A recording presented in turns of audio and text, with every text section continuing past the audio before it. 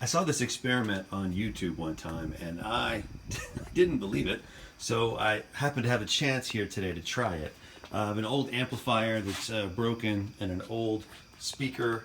So all I've done is connect one speaker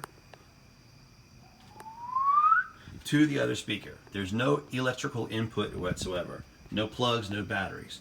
And by tapping this one, I can make the other one dance.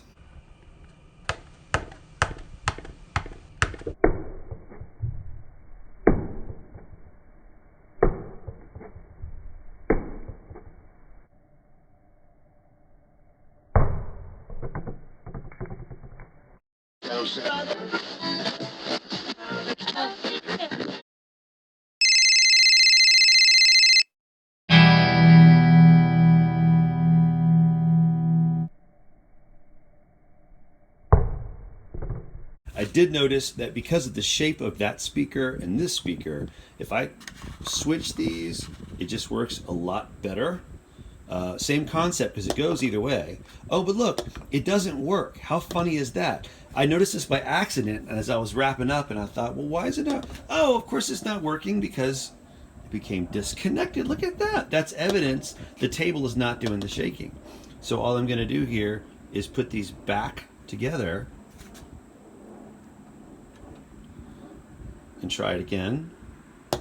I can turn this thing on and off. There's a switch right here. Disconnect the switch. The circuit is broken. Nothing. Okay, this time I've got the this speaker way over here, and we're gonna see if we can knock that glass rock off by tapping here. Wait, can wires conduct vibration? Wires conduct electricity. Ready? So seriously, how does this work? Rube Goldberg device, here we come. Okay, so I'm thinking speaker number 1 must be turning the vibrations into electricity. And speaker number 2 is turning the electricity back into vibrations. Without a plug or a battery? How can vibrations generate electricity? I know that every speaker I've ever seen has a magnet. In fact, I made a really funny video about some monster magnets I found over the summer. Looks like I need to research some more about electromagnetism. Starting with an unlikely hero named Michael Faraday, who discovered electromagnetic induction in 1831. This was a time in Europe when the only way to become an educated scientist was to be a white man born in an upper-class wealthy family. But Faraday's parents were poor, so at the age of 14 he quit school and became a bookbinder's apprentice. Bookbinders attached the pages together to make a book. Fortunately, Faraday had access to lots of books, and he read everything he could get his hands on, including Introduction to Science books by Jane Marcet, who was very good at making science easy to understand. So Faraday's like, oh wow, science is so cool. And Marcet's like, I know, but I'm a woman, so even though I'm rich, I'm not allowed to be a scientist either.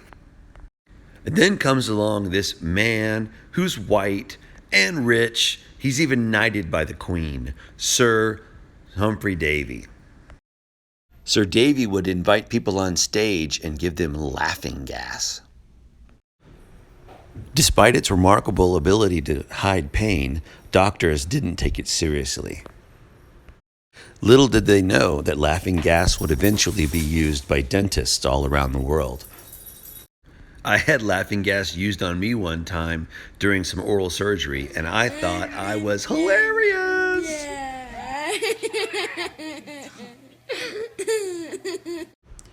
Aside from the laughing gas, Sir Davy was a world-famous scientist and lecturer. At one time, Sir Davy had the most powerful battery in the world. Fortunately, Faraday was able to attend Sir Davy's lectures and he liked them so much he took extensive notes. Then Faraday used his binding skills to make a book about the lectures. And finally, Faraday sent the book as a gift to Sir Davy. Sir Davy's like, "Wow, Faraday, nice work. Want a job?"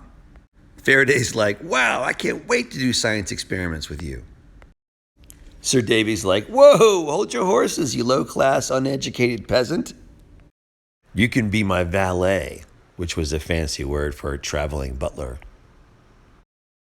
Sir Davy's wife wouldn't even allow Faraday to ride in the carriage with them, and so instead he had to sit on top with the driver.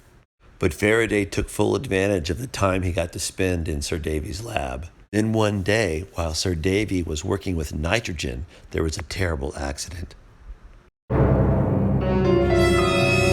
Davy suffered permanent damage to his vision. And Faraday, the poor uneducated boy introduced to science by a woman,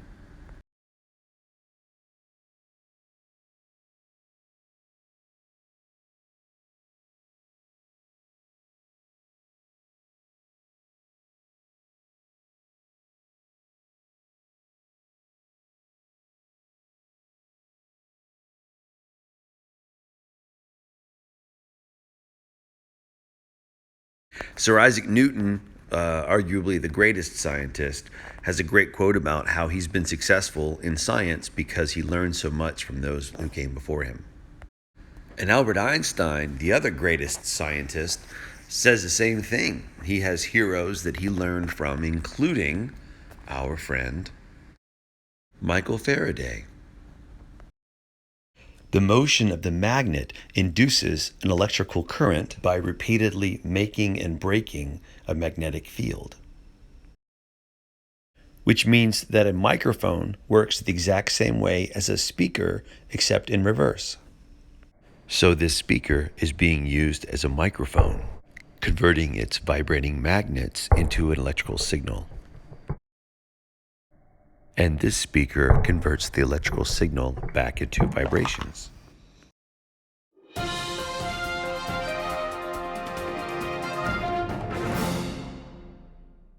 Wait a minute.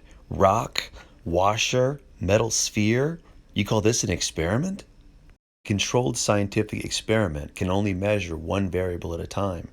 If more than one variable is manipulated, it is impossible to say for certain which caused the end result, and the experiment is invalidated. In other words, I need to choose one type of jumper and not change it throughout the experiment. After trying the different objects, I think the sphere inside of the washer has the best reaction to the vibrations. A working hypothesis is that a higher drop with the ball will cause a higher jump on the other speaker. I think because the greater vibration will have a greater impact on changing the magnetic field.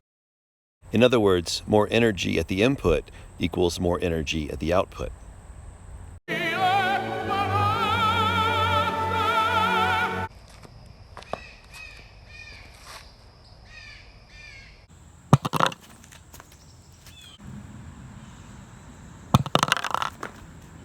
If I could just hit the middle.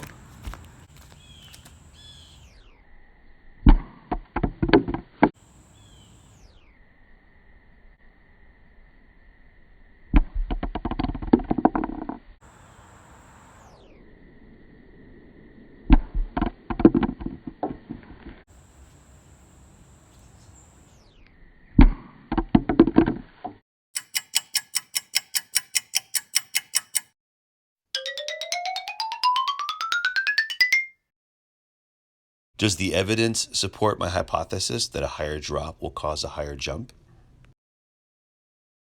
The proof is in the pudding, don't you think, huh? Pudding, you say? Looks like we have the beginning of a good science fair project. Now I need to retest the experiments to make sure they are repeatable and therefore valid. I should build a device that will drop the ball accurately every time. And I need to buy a trifold, which is available at various stores. And finally put it all together in an impressive project for the judges.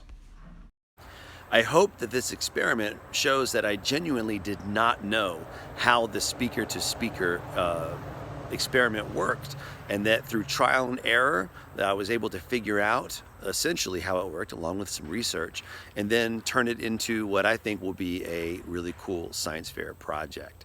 So hopefully this encourages you to research your own fun experiments, to redo them, to retest them, and then come to your own conclusion. Have fun.